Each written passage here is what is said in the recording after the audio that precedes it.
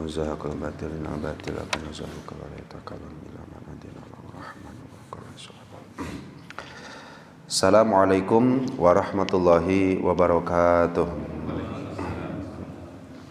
Bismillah, alhamdulillah, wassalatu wassalamu ala rasulillah sayyidina wa habibina wa qurrati a'yunina wa maulana Muhammadin sallallahu alaihi wasallam ibni Abdillah wa ala alihi wa sahbihi wa mawalah wa la hawla wa la quwata illa billah amma ba'd. Qala Allah Ta'ala fi kitabihil karim wa huwa asdaqul qailin. Bismillahirrahmanirrahim. Qul bifadlillahi wa birahmatihi fabidzalika falyafrahu wa khairum mimma yajma'un. Al-ayah. Sadaqallahul azim wa sadaqa rasuluhul karim wa nahnu ala zalika minasyahidin wa syakirin walhamdulillahi rabbil alamin. Wa qala fi du'a rabbi shrah li sadri wa yassir li amri wahlul 'uqdatam min lisani yafqahu qawli. Allahumma sakhkhir lana lisana sidqi waj'alhu mahallal fahmi lil khitab wa nutqa bis shawab wal amala bis sunnati wal kitab. Allahumma iftah lana abwabal ilmi wa zidna ilma wa fahma wa alhiqna bis sholihin. Allahumma iftah alaina futuhal arifina bi hikmatika wa ansur alaina rahmataka wa zakirna manasina ya zal jalali wal ikram walhamdulillahi rabbil alamin. Ala hadhihi niyatil hasanah wa bi kulli niyatin salihah. Al-Fatihah. A'udzu billahi minasy syaithanir rajim. Bismillahirrahmanirrahim. Alhamdulillahi rabbil alamin. Arrahmanir rahim. Maliki yaumiddin. Iyyaka na'budu wa iyyaka nasta'in. Ihdinas siratal mustaqim. Siratal ladzina an'amta 'alaihim ghairil maghdubi 'alaihim waladdallin. Rabbi ighfirli wa li Qala mu'allif hadzal kitab rahimahullahu ta'ala wa nafa'na bihi wa bi 'ulumihi wa a'ada alaina min barakatihi wa karamatihi. Bismillahirrahmanirrahim. Mata kunta iza u'tita basatokal ato wa iza muni'ta qobadokal mana' pastadilla bizalika ala subuti tufuliyatika wa adami sidqika fi ubudiyatika. Insyaallah kita lanjutkan kajian kita membaca kitab hikam, yang pada kesempatan ini kita sampai pada hikmah yang 145. Hikmah tersebut berbunyi mata kungta iza u'tita, di mana-mana engkau diberi oleh Allah, basa tokal atau maka lapang kepadamu pemberian tersebut, atau pemberian tersebut melapangkanmu. Wa iza muni'ta, dan ketika engkau dicegah, qobadokal mana', maka pencegahan tersebut menyempitkanmu. Ketika engkau diberi, maka hal tersebut melapangkanmu. Ketika engkau tertahan, tercegah, maka hal tersebut pun menyempitkanmu. Pastadillah bidzalika, andaikan itu terjadi pada dirimu, maka ambillah olehmu dalil bidzalika, dengan itu, ala subuti tufuliyatika, dalil terhadap tetapnya sifat kekanak-kanakanmu, wa adami sidqika, dan tidak adanya kejujuranmu, sidikmu, fi ubudiyatika, dalam ibadah dan penyembahanmu. Sekali lagi apa ya? Apabila engkau diberi oleh Allah dan itu membahagiakanmu, dan ketika engkau ditahan, dicegah, dihalangi, dan itu menyempitkanmu, maka ambillah dalil olehmu dengan hal tersebut. Ketika diberi senang, ketika ditahan sedih atau sempit, ambillah dalil ala subuti tufuliyatika, terhadap tetapnya sifat kekanak-kanakanmu, wa adami sidqika fi ubudiyatika, dan ketiadaan sidik di dalam penyembahan dan ibadahmu. Nah, ini hikmah yang ke-145. Tapi hari gambaran mah samar-samar sudah ada ya, Pak.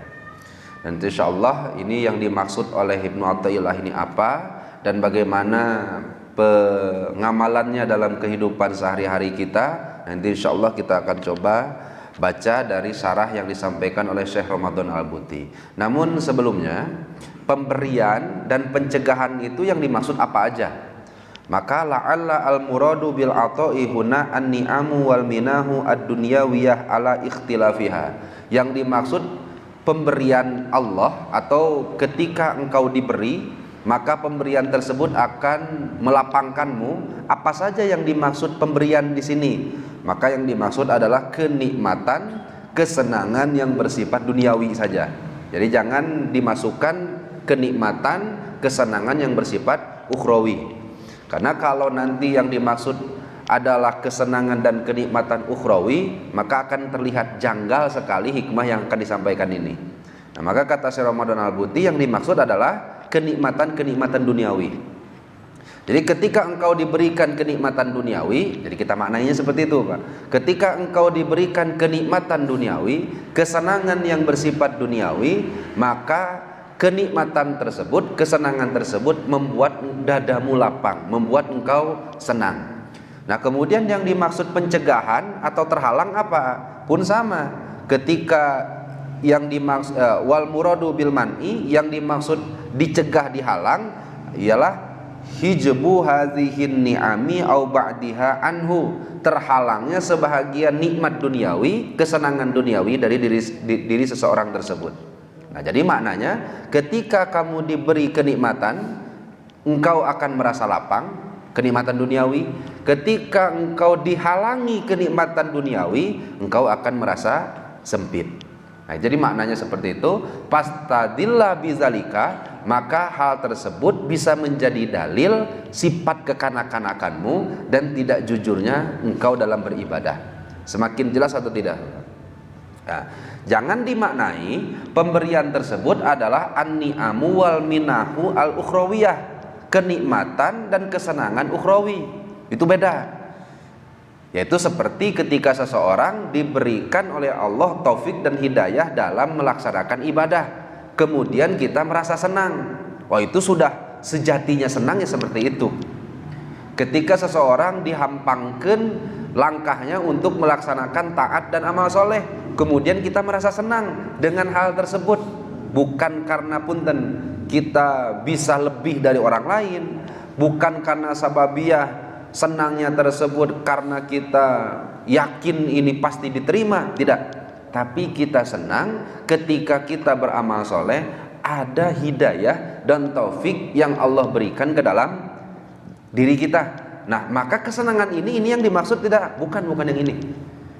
Pemberian itu bukan yang nikmat yang bersifat ukhrawi, tapi yang dimaksud adalah kenikmatan yang bersifat duniawi, pemberian yang bersifat duniawi. Nah, sehingga mari kita baca apa yang dimaksud oleh Syekh Ibnu Athaillah As-Sakandari. Pal muslim, seorang muslim, allazi iza ra'a ni'amad dunya tatawarradu fihi. Seorang muslim yang melihat nikmat dunia tuh silih berganti datang di dalam hidupnya. Turun-hurun, susah eureun nanti. Nikmat-nikmat duniawi. Kemudian istabsyara wa fariha. Dia merasa senang dengan hal itu. Nah, boleh atau tidak? Kenikmatan dunia itu wah silih berganti datangnya, bahkan yang disangkakan dan yang tidak disangkakan murudul sadayana. Jangan-jangan yang disangka, jangan-jangan yang diimpleng, dirancang, yang tidak dirancang pun datang. Kemudian istabsyara wa fariha, dia bunga senang. Boleh atau tidak? Boleh, silakan, nggak jadi masalah. Cuma yang nggak boleh wa dhanna fi nafsihi annahu izan minal muqarrabina ilallah, seraya dia punya prasangka dengan kenikmatan tersebut menjadi sangkaan ia termasuk golongan muqarrabin. Oh, cek saya ogenya bati tahajud teh kieu ya teh ya. Bati baca Al-Qur'an teh ieu ya teh. Bati tina salat duha teh ini, bati dari Al-Qur'an teh ini. Ngobrol jeung orang lain, cek saya ge hayang beunghar duha ulah eureun. Tahajud jangan saya, alhamdulillah 15 tahun teu eureun-eureun tahajud. Oh, ka mana mandi ya. Padahal gak ada hubungan sama sekali jaya dunia dengan ibadah yang dilakukan. Andaikan ada hubungan, harusnya orang terkaya itu pasti Rasulullah. Andaikan ada hubungan antara jaya dunia dengan ibadah yang dilakukan. Mestinya yang paling kaya itu harus Rasulullah Shallallahu Alaihi Wasallam. Andaikan itu berjalan seiring gitu, Pak. Nah, tetapi tidak seperti itu, Pak. Nah, sehingga merasa senang dengan datangnya nikmat duniawi, silahkan. Nah, itu memang cocok dengan apa yang kita inginkan. Tetapi jangan sampai jadikan itu mendorong kita berprasangka kita termasuk golongan muqarrabina ilallah. Bahkan wa annahu min hazihi ni'ami amamad dalili ala ridallahi anhu.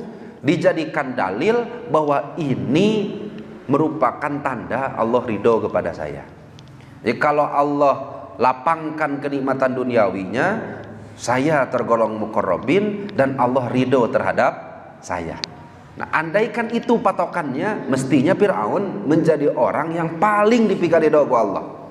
Harusnya seperti itu, karena apapun yang ia inginkan terwujud. Kan saya beberapa kali sampaikan, Fir'aun itu nggak pernah ngesang, nggak pernah berkeringat dalam hidupnya. Kenapa? Saking mudahnya hidupnya. Mau makan disuapin, mau minum itu apa bahasanya? Makanya diminumin, disuapin kene ya banyak. Ya mau minum ya disuapin kene. Bahkan ka ombeh-ombeh jadi ombehin dia mah, Pak. Mandi itu yang nyicikeun airna ada, yang gosokin badannya ada, yang ngelapin badannya ada, khusus masing-masing. Saking mudahnya hidup, nggak pernah berkeringat seumur hidup. Andaikan nikmat duniawi menjadi dalil Allah ridho, mestinya yang dipikir ridho itu adalah Fir'aun. Nah, sehingga kata Syekh Ibnu Athaillah As-Sakandari, kalau ada orang nikmat dunia diberi oleh Allah, kemudian dia merasa senang dan berprasangka dia menjadi muqarrabin dengan sebab itu, atau dijadikannya nikmat dunia itu dalil bahwa Allah ridho terhadap hidupnya. Itu yang pertama. Yang kedua, waladzi idza ra'a hadhihin ni'am tafutuhu wa tata'abba alaih. Muslim yang kedua adalah orang yang melihat kenikmatan-kenikmatan yang disampaikan tadi hilang dari hidupnya. Batu rumahnya meni gampang cari uang teh, saya meni susah.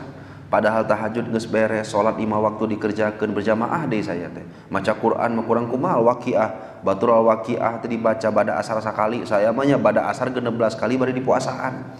Tapi teu aya hese bae rezeki teh. Karena kan ada, kalau saya dulu diijazahin sama guru-guru saya, salah satu ijazahnya itu untuk berkah rezeki itu puasa hari Kamis itu baca Al-Waqiah itu 16 kali bada asar.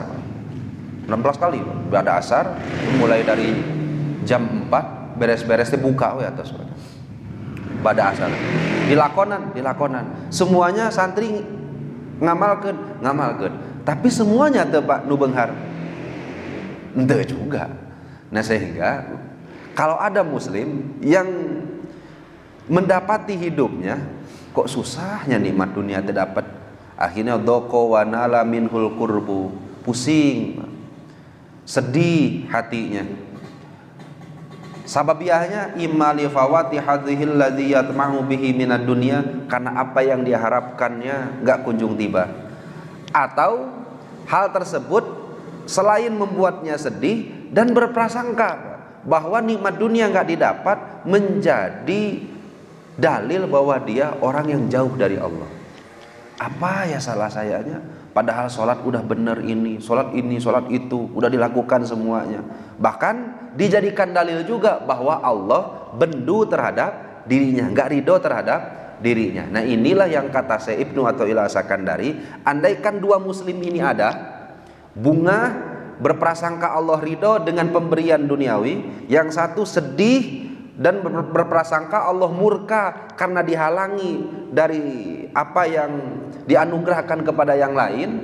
Nah, andaikan ada dua sifat ini dalam diri kita, maka orang yang seperti ini fahuwa katipli, seperti anak kecil, seperti anak-anak. Kenapa? Yakunu akluhu mahbusan fi nadharihi. Kenapa disepertikan dengan anak-anak? Karena anak-anak biasanya akalnya akan selaras dengan penglihatannya. Laras dah, Pak? Jadi apa yang ada di akal sesuai dengan apa yang dia lihat. Pokoknya mah matak ngabungakeun menakjubkan dipandang maka cek akalnya, oh ini baik. Kalau mengerikan, tidak enak dipandang, oh ini buruk. Nah sehingga anak kecil seperti itu, lihatnya nikmat, oh baik. Lihatnya musibat, hilang nikmat duniawinya, oh ini buruk. Nah maka kalau ada muslim yang masih seperti itu prasangkanya kepada Allah, maka adalah seperti anak-anak kecil yang menyangka bahwa ada ular besar, kemudian warnanya bagus, kemudian menakjubkan dipandang, akhirnya dia dekati dan mematoknya sendiri. Ya karena yang dilihat dan apa yang ada di akal sama, tapi beda dengan orang-orang arifin dan muqarrabin. Mereka tidak melihat apa yang dilihat oleh mata, tapi bisa melihat apa yang Allah sediakan sebelumnya. Ini saya sampaikan beberapa hal dan salah satunya adalah kisah banyak Sayyidina Umar bin Khattab. Ini saya rangkum saja. Sayyidina Umar bin Khattab itu adalah seorang sahabat yang terkenal dengan zuhudnya. Jadi dulu tuh Raja Persia main ke kota Madinah, hendak bertemu dengan Khalifah Umar bin Khattab. Disangkakannya bahwa Khalifah itu kalau tertidur harus berbaring di atas ranjang yang mewah. Akhirnya orang raja tersebut datang, kemudian mintakan ditunjukkan oleh muslimin di mana Umar bin Khattab. Kata muslimin tersebut, wah Sayyidina Umar mah sekarang lagi kulem, lagi tidur, lagi istirahat siang. Ya sudah, antarkan saya ke tempat. Akhirnya ketika diantarkan, bukan mengarah ke istana, tapi malah mengarah ke masjid. Kemudian ketika dilihat oleh raja tersebut, ternyata Sayyidina Umar tengah berbaring di atas tanah tanpa ada hamparan satupun yang mengalasi tubuh beliau. Itu tidurnya seperti ini, tidur di atas tanah yang pada saat itu masjid kan sudah nggak ada keramiknya. Walaupun orang ayeuna mah kan tidur di masjid ada pantasnya banyak. Sayyidina Umar itu tidur di masjid yang nggak ada alas dan hamparan sama sekali. Tidurnya seperti itu. Nah sehingga bapak-bapak sekalian, inilah Sayyidina Umar bin Khattab yang terkenal dengan kezuhudannya. Suatu ketika beliau menjadi pemimpin khalifah dan ada harta rampasan perang. Harta hamparan perang ala aqobi harobil qadisiyah sababiyah, perang dengan Persia. Diantarkan harta rampasan tersebut kepada Sayyidina Umar. Oh banyak sekali Pak harta rampasan perangnya. Kira-kira kalau dihartakan sekarang itu udah em-eman Pak. Apa yang beliau katakan Pak? Dalam cara orang jadi raja, jadi presiden, nemu harta banyak Pak. Kata beliau, ketika diberikan harta tersebut, malah berdoa kepada Allah, Allahumma ya Allah, innaka mana'ta hadza rasulaka wa nabiyyaka. Selama saya hidup membersamai Rasulullah SAW, gak pernah saya temukan Rasulullah mendapatkan harta sebanyak ini. Artinya engkau menghalangi Rasul untuk mendapatkan ini. Ada siapanya? Gak pernah. Rasul itu gak pernah dapat harta rampasan perang sebanyak ini.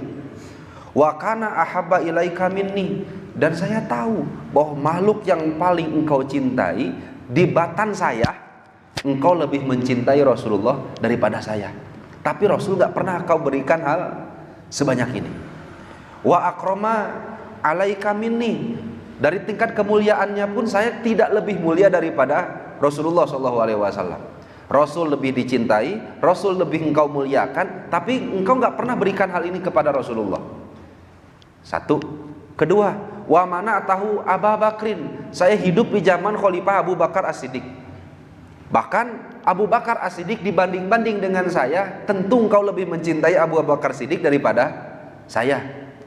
Yang kedua, dibanding-banding kemuliaannya, tentu lebih mulia Abu Bakar As-Siddiq daripada saya. Dan engkau pun tidak berikan harta sebanyak ini kepada Abu Bakar As-Siddiq. Akhirnya fa'a'udzubika an takuna a'taitanihi litamkurabi. Ya Allah, aku berlindung kepadamu dari makar, dari godaan-godaan duniawi yang membuatku semakin menjauh dari jalanmu. Kan jadi tanda tanya Sayyidina Umar tuh Pak. Rasul yang hebat nggak pernah diberikan harta sebanyak ini, Sayyidina Abu Bakar yang hebat nggak pernah diberikan seperti ini, kok Umar diberikan harta sebanyak ini? Saya yakin ya Allah, ini harta adalah sababiah saya menjauh dari jalan. Maka lindungilah aku dari hal tersebut ya Allah, ya ilahal alamin. Nah inilah Sayyidina Umar bin Khattab. Kira-kira lamun ada yang ngirim uang sebanyak itu ke rumah kita, masihkah kita berpikir seperti Sayyidina Umar? Atau langsung saja alhamdulillah berkah ya mengaji Senenan ke semua ayahnya. Berkah. Saya semenjak ngaji Senin itu gampang rezeki teh ayah. Nah, sehingga dilihat dari segi pemberian enggak, ini tidak menunjukkan Allah ridho, ini juga tidak menunjukkan Allah dekat dengan seseorang kemudian diberi, enggak. Yang kedua, Sayyidina Abu Bakar As-Siddiq ketika diturunkan oleh Allah satu ayat, yaitu laisa bi amaniyikum wala amaniyil kitab wala amaniyi ahlil kitab may ya'mal su'an yujza bih. Bukanlah seperti apa yang kalian angan-angankan, dan bukan juga seperti apa yang diangan-angankan oleh ahli kitab.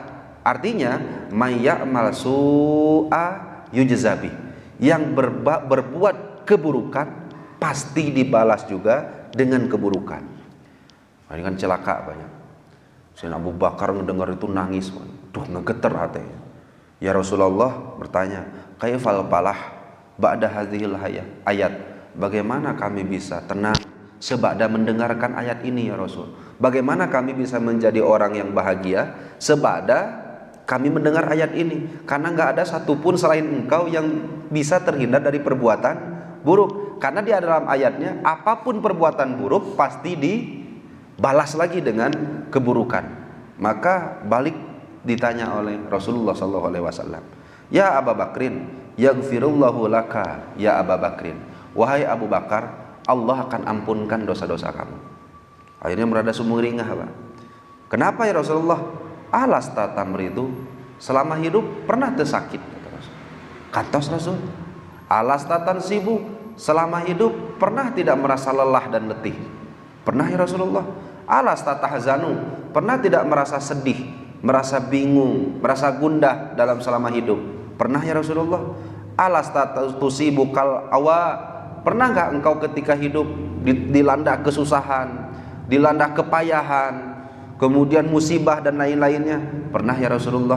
Maka qala fadzalika matujzauna bi. Nah itulah balasannya dari sebuah perbuatan buruk yang pernah kita lakukan. Pernah kita berbuat maksiat, kadangkala dibalas ku sakit ku Allah.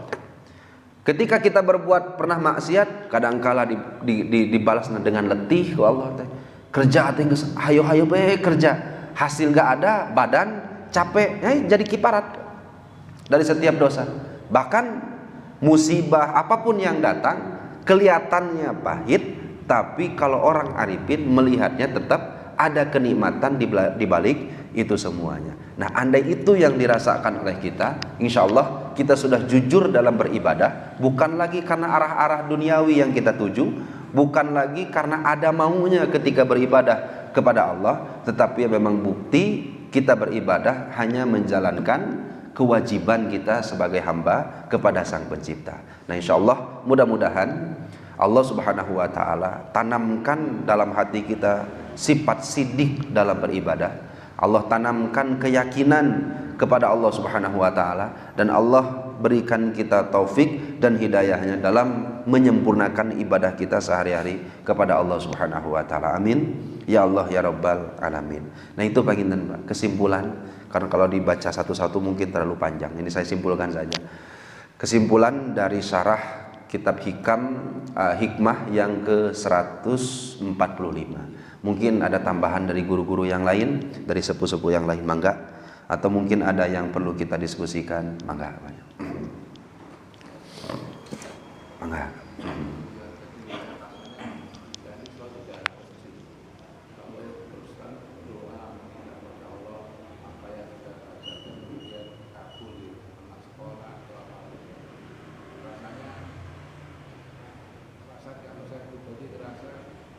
Ya Allah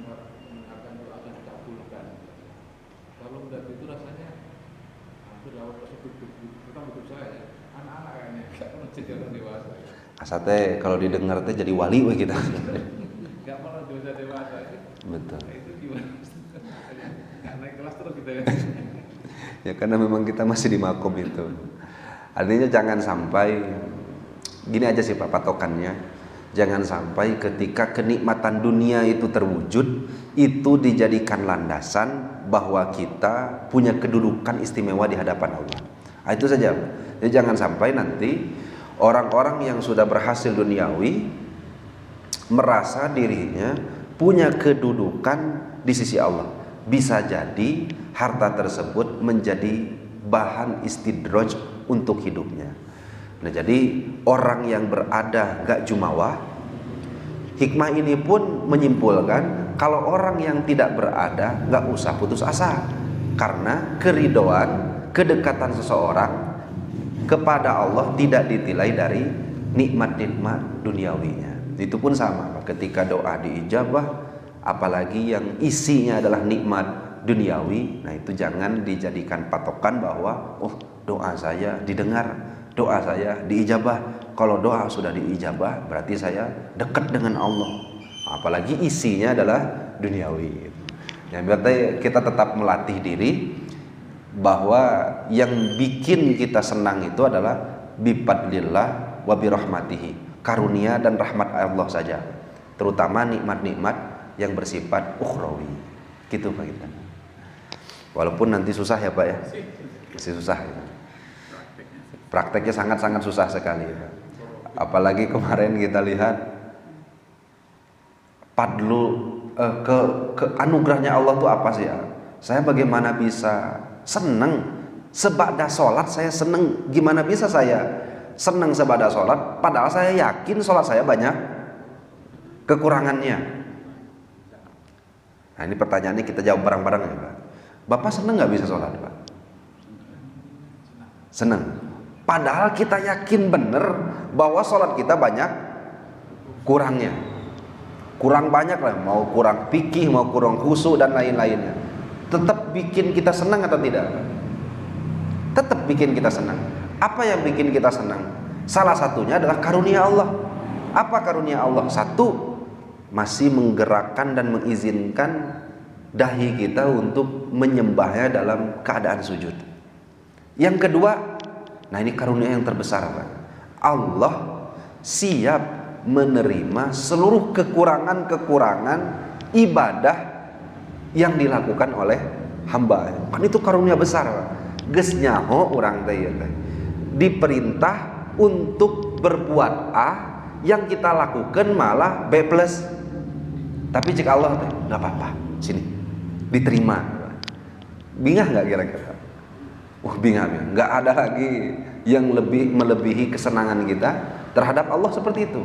Udah tahu kurang, tetap kan tenang, kadir. Dan saya yakin kamu kemampuan baru cuma segitu. Tapi jangan dibalik dituntut ke Allah. Nah, atuh Gusti Allah nggak diturunkan kehusuan ke dalam hati saya. Nah, ketika Allah dibalik ke deui. Nah, atuh usaha. Nah, beres-beres artinya apa? Nah, sehingga sudah kita akui saja kita masih cuma segini ibadahnya. Tapi di sisi lain kita tetap bahagia karena sekurang apapun ibadah kita, Allah tetap memaafkannya dan siap untuk menerima. Nah kita main tadi. Cekap Pak tanya dari anu sanes. Pami cekap ditutup dengan doa. Wabillahi taufiq wal hidayah wal afu minkum. Wassalamualaikum warahmatullahi wabarakatuh.